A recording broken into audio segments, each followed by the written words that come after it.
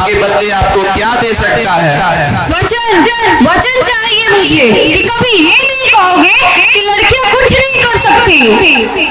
वचन? कैसा वचन?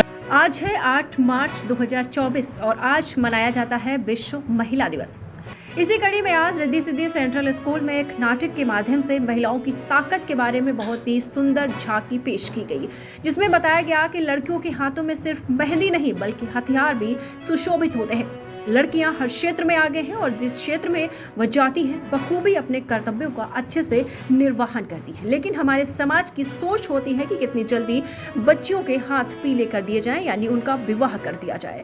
हम लोगों को यह सोच बदलनी है और समाज में आगे आना है।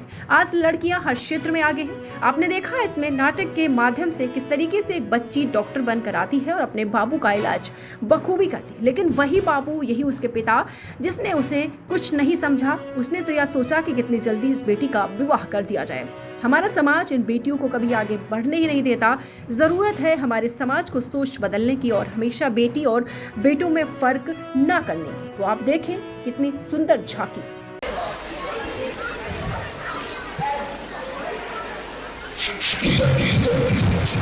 लगता है अब मेरे जाने का वक्त आ गया, अब मैं नहीं बचूंगा। ऐसा मत करो मित्र, हम शहर के सिटी हॉस्पिटल में ले जाएंगे और वहाँ तुम्हारा इलाज कराएंगे। वहाँ अमेरिका से पढ़कर एक डॉक्टर आया है। हाँ सही बोला भैया, कम से कम दिल को तसल्ली मिल जाएगी। हाँ जल्दी चलो, हम हॉस्पिटल चलते हैं।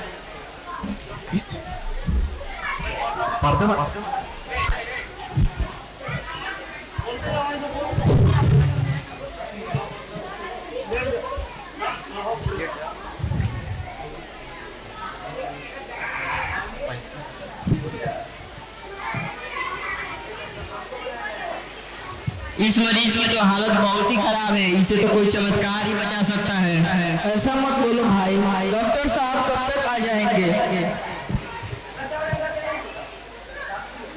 लो आ गई डॉक्टर मैडम। डॉक्टर मैडम जल्दी देखिए, इस मरीज की हालत तो बहुत ही खराब है।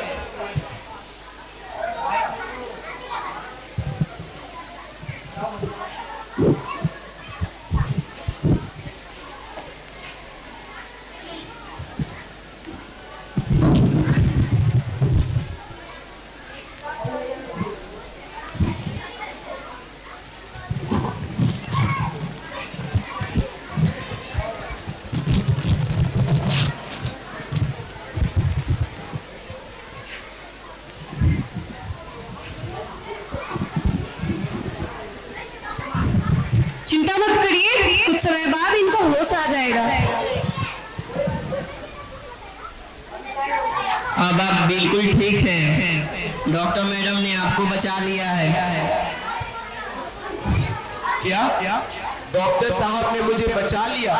मुझे मिलना है डॉक्टर साहब से। डॉक्टर साहब नहीं, डॉक्टर मैडम बोलो। डॉक्टर मैडम, उन्होंने ही तुम्हें नया जीवन दान दिया है।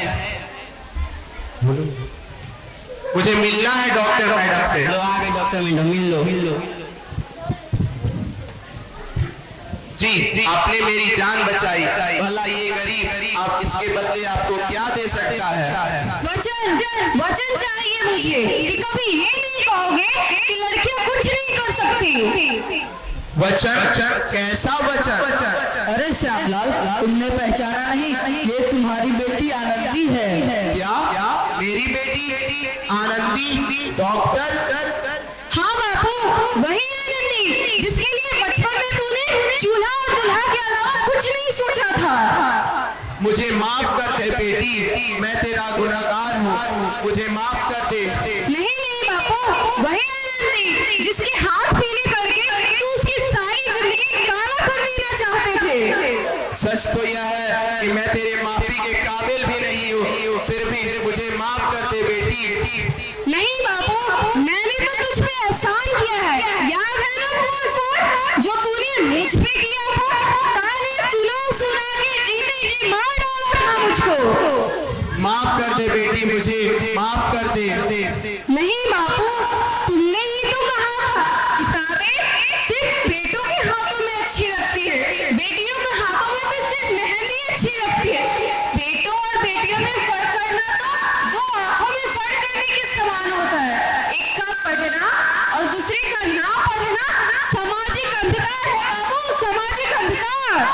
उपकार मांगता हूँ तुझ जैसी बेटी का, जिसने सारी उम्र मुझसे कुछ ना मांगा तो सिर्फ बराबरी का दर्जा।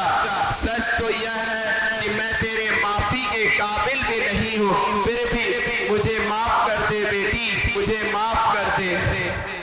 आनंदी, अपने पिता को माफ कर दो, अपने पिता को माफ कर दो। अगर सुबह का भूला शाम को घर आता है तो उसे भूला नहीं कहते। आनंदी, अपने पिता को माफ कर दो। दीक्षांत एडुटेक लाया है दीक्षांत ई लर्निंग ऐप। बने दीक्षांत का चैनल पार्टनर और अर्न करें लाखों रुपए प्रति महीने। चैनल पार्टनर बनने के लिए विजिट करें www.dikshans.com। हमारे YouTube चैनल को सब्सक्राइब और Facebook पेज को लाइक करना ना भूलें। धन्यवाद।